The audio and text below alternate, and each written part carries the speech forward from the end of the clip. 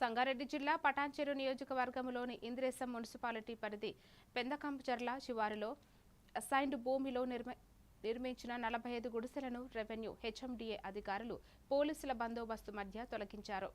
ఆక్రమిత భూములను స్వాధీనం చేసుకునే చర్యల్లో భాగంగా ఈ తొలగింపు చేపట్టినట్లు అధికారులు తెలిపారు.